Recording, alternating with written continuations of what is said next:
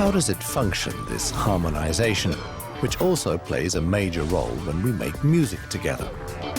Using brain activity measurements and slow-motion cameras, we're going to try and find out. With the help of 5 guitarists from a masterclass in Rostock, we're reconstructing an unusual experiment.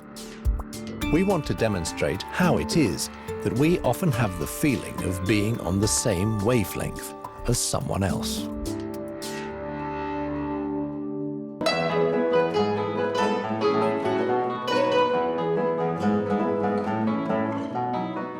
Playing the guitar in an ensemble should actually be impossible.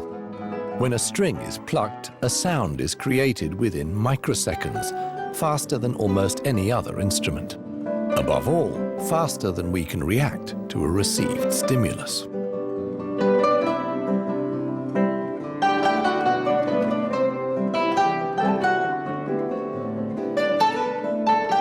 Yet how is it that an ensemble achieves harmony when everyone is playing different things? What happens inside our heads?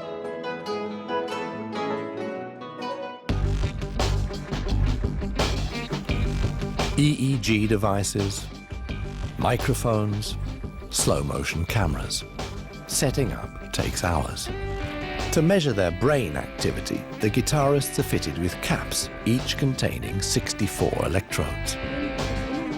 Not to worry, the scientists aren't looking to reprogram anyone.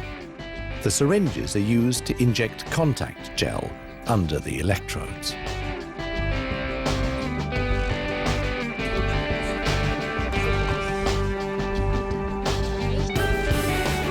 For the psychologists from the renowned Max Planck Institute for Human Development in Berlin, it's clear that music has a very special effect on us. We probably all agree that one reason why music fascinates people and why people like to make music is the fact that it's a wonderful means to produce something together, to swing in concert. And this is why for us as brain scientists, music is especially rewarding, because we know what's going on when people play together. We know that they are in sync, and then we can look at whether the brain reflects that synchronization in behavior. It seems incredible, but it doesn't take long before something extrasensory happens. The brain activities of the guitarists synchronize themselves, forming a kind of supra-brain network via which the musicians coordinate themselves and the music. The scientists are the first in the world to demonstrate that this synchronization takes place. But how is such a neuronal network formed? To unravel the mechanisms, the team used slow-motion cameras. The first clue is that playing as an ensemble only works when the musicians can see each other. The psychologists suspect that the matching of brainwaves is triggered by minute, unconscious gestures, especially when the tempo of the music changes. Signals lasting just fractions of a second are also hidden in the musicians' facial expressions. The scientists want to use slow motion to make them visible and put them in the context of the process of synchronization. An astonishing result that puts the meaning of movement in a whole new light.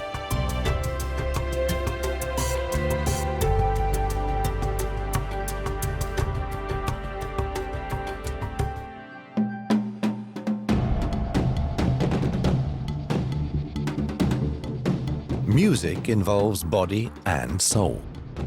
How human beings can use movement to achieve a shared rhythm is shown by the Brazilian martial art dance, capoeira. It is assumed that the figures the dancers describe were once a sort of secret language. It served as a form of bonding for the slaves, and they could use the combined strength as a defense. A fascinating mix of synchronization and the ability to stop movement at the decisive moment.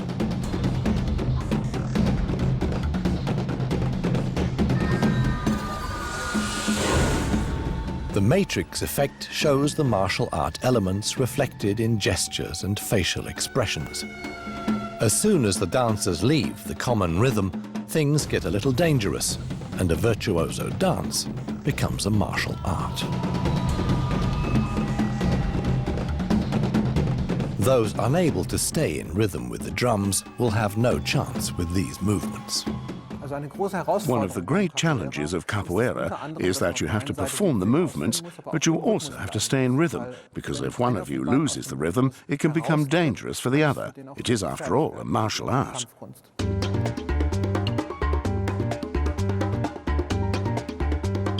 Music and dance have played important roles in humanity's cultural evolution and may have paved the way for language. Science is just beginning to understand the neuropsychological mechanisms. Music is a kind of action. It's a kind of action that is accompanied by sound, because our actions produce the sound. But the general theme is clearly action and movement, action anticipation, our ability to predict our movements and to predict the movements of the other person.